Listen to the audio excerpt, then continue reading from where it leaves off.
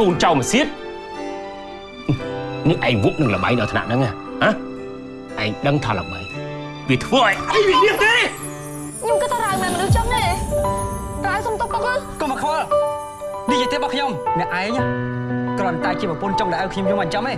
មិនតាន់ដល់ពេលនិយាយទេគេសគេស្រឡាញ់ឯងស្មើនឹងម្ដាយបង្កើតឯងហ៊ានពោលពាក្យអញ្ចឹងដល់គេ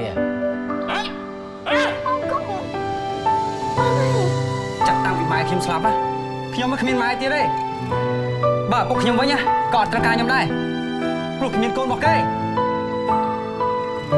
ខ្ញុំអត់ខុសឲ្យពីមនុស្សខ្លួនមួយទេជីវិតមួយដ៏ខ្លីហេតុអ្វីស្ពីតុងយ៉ាងនេះ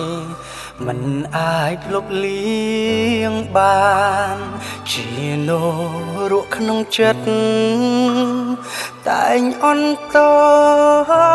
តាមប្រាណស្ទើរគ្មានថ្ងៃលួងខ្ញុំកាត់គេសាស្មាលីបាបកម្មដែលញោមញីក្នុងចិត្តដែលខ្ញុំឆ្ងល់ឪពុកមកអញមានទ្រព្យសម្បត្តិប៉ុណ្ណឹងដែរនៅជួយមកអញចឹងតែគាត់ឲ្យគ្រួសារមួយនេះត្រូវរលីក្នុងដៃខ្ញុំជាស្រមោលអាដិតតោងស្អិតជាប់មិនលែងខ្ញុំតែងបន្តខ្លួនឯងសាំងចិត្តឲ្យកើតគុំនំទឹកភ្នែកយើងឈឺចាប់លៀងបាបសាំងពីជាតិមុនសូមទុកត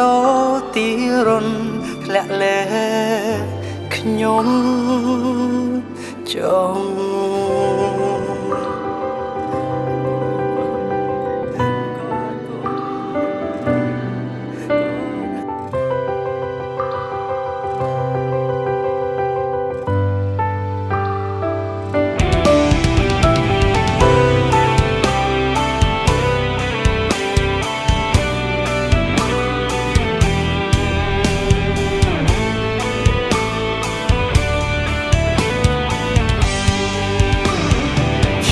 ស្រមោ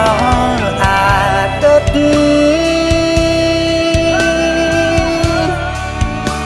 តោងស្អិតជាប់មិនលែងខ្ញុំតែងបន្តស្មាមិនចង់ឲ្យញោមដឹងថា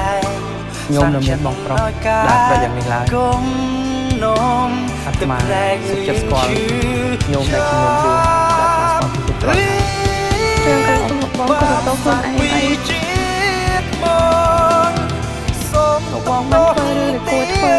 ធ្លាក់លើខ្ញុំកែខៃរឿងគ្រប់យ៉ាងឲ្យល្អ